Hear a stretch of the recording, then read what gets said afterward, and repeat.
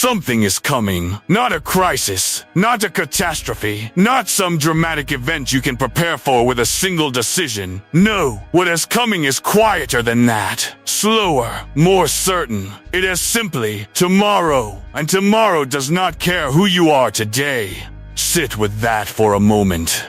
The version of you that exists right now, your current habits, your current discipline, your current level of mental strength, your current way of thinking, that version of you has an expiration date. Not because life is cruel, not because the world is unfair, but because life moves forward, always forward. And if you do not move with it, you will be left behind. Not dramatically, not all at once, but gradually, quietly, in ways you will not fully notice until the gap between who you are and who you need to be becomes impossible to ignore. This is not a warning meant to frighten you. It is a quiet observation from someone who has watched what happens when people stop evolving. They struggle, not because they are weak, but because they stayed the same in a world that did not. Let me explain what I mean. Right now, at this exact moment in your life, there is a certain level of pressure you are handling, a certain amount of responsibility you are carrying, a certain set of challenges you are navigating, and perhaps you are managing them reasonably well. Perhaps you are coping. Perhaps you are even succeeding by your current standards. But ask yourself this: will those same standards be enough in 5 years, in 10?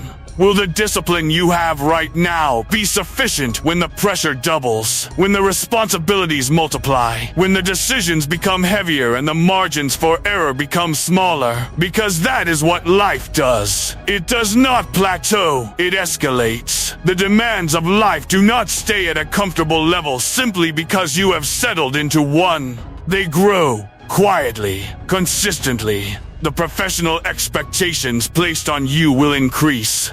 The emotional complexity of your relationships will deepen. The financial pressures of building a real life will intensify. The mental weight of making consequential decisions will multiply. And the physical toll of carrying all of that without proper preparation will become harder to absorb. This is not pessimism. This is just the honest trajectory of a human life. And here is the part most people do not fully confront. Staying the same is not a neutral position. It is not simply the absence of growth. Staying the same, while everything around you is growing in complexity, is actually a form of falling behind. Every month you spend with the same habits, the same discipline, the same mental frameworks, the same level of emotional resilience, is a month where the gap between who you are and who you need to become quietly widens. You do not feel it immediately.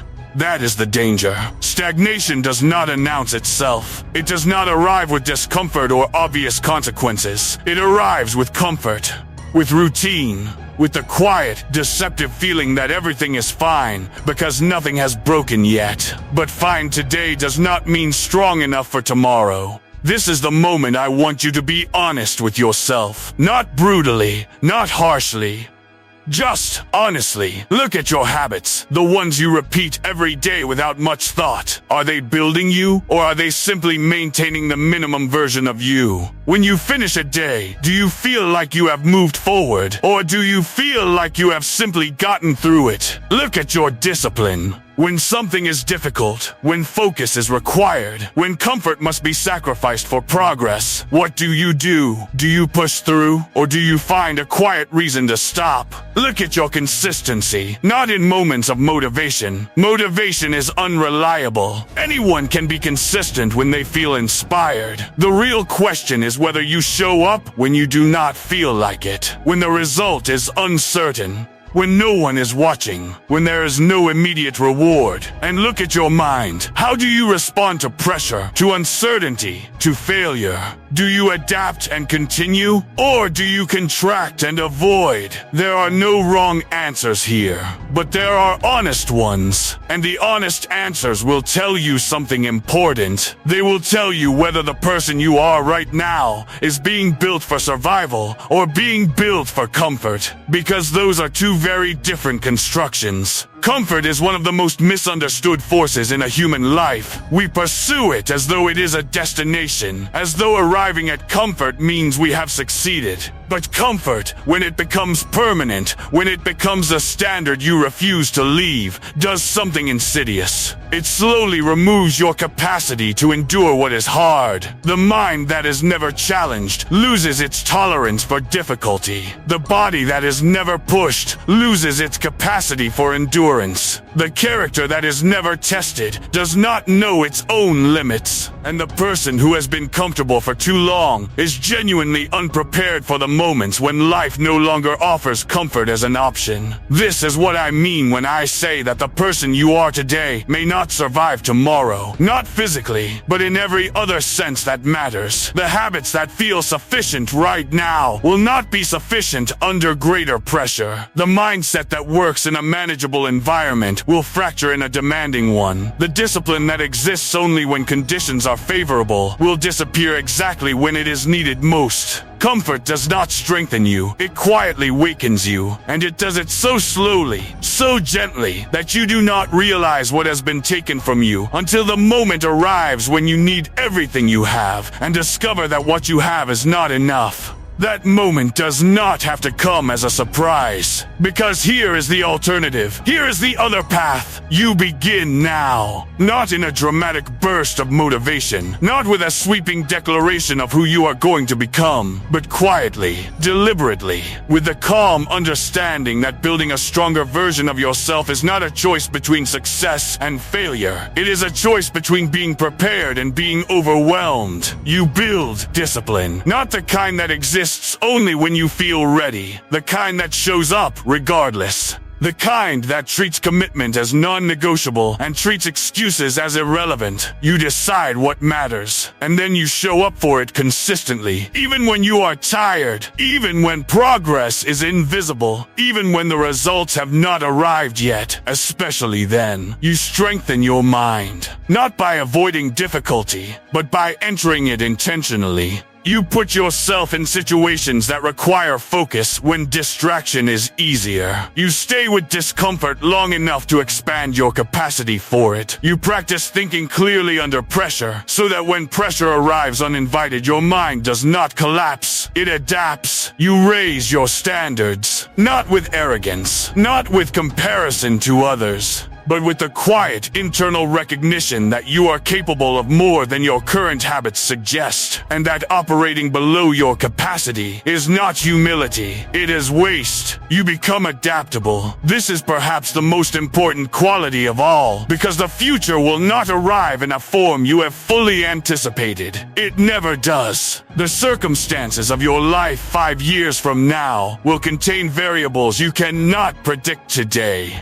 New pressures, new environments, new challenges that have no clear precedent. The person who survives those circumstances is not necessarily the most talented, not necessarily the most intelligent, but the most adaptable. The one who can absorb change without breaking, who can pivot without losing direction, who can be disrupted without being destroyed.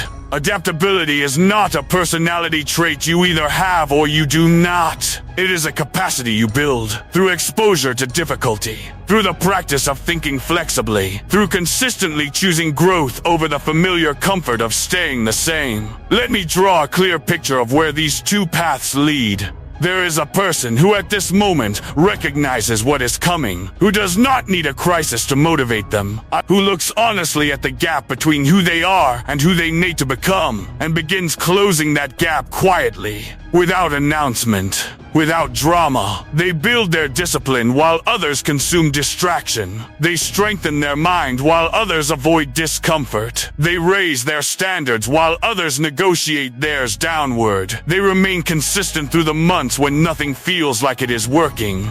And when life escalates, when the pressure increases, when the responsibilities compound, when the stakes become genuinely high, they are ready.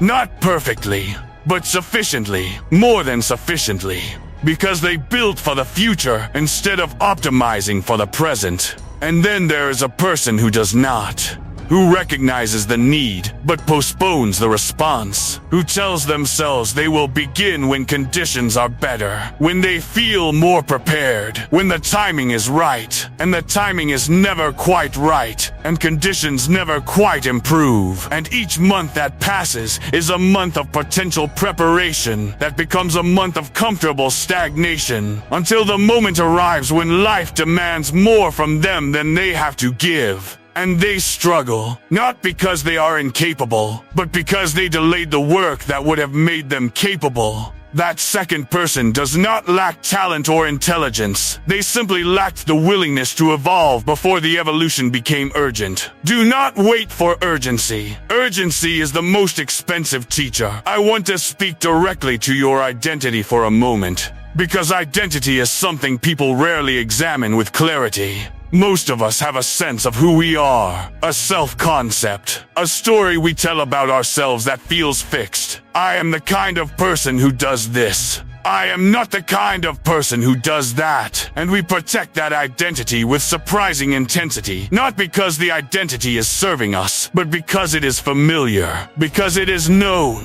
Because changing it would require confronting the uncomfortable possibility that who we have been is not who we need to become. But identity is not fixed. It is constructed, rebuilt, continuously, by every choice you make, and every habit you repeat, and every standard you either hold or abandon. The person you are today is the product of every decision you have made up until this moment. And the person you will be in 5 years will be the product of every decision you make between now and then. That is not a burden. That is a form of authority. It means the person who is not strong enough for tomorrow does not have to be the person who meets tomorrow, because between now and then, you can build someone different, someone more disciplined, more mentally resilient, more adaptable, more prepared. But only if you begin, and only if you remain consistent long enough for the changes to compound. There is a quality I want to name specifically, because it is undervalued and misunderstood. It is called long-term thinking. Long-term thinking does not mean ignoring the present. It means understanding that the present is where the future is built. Every habit you maintain today is a brick. And the question is not whether you feel like laying a brick today. The question is what kind of structure those bricks are assembling over time. Because you are building something regardless. The only choice is whether you are building intentionally or carelessly. You are not too late. You are not too damaged. You are not too far behind. But you are not ahead either. And the gap between where you are and where you need to be will not close on its own. It closes through you, through the consistent, disciplined, quiet work of becoming someone who does not just survive what is coming, but meets it, absorbs it, and continues forward. The person you are today has served its purpose. Now it is time to build the one tomorrow will require. Comment below, I evolve, or I fall.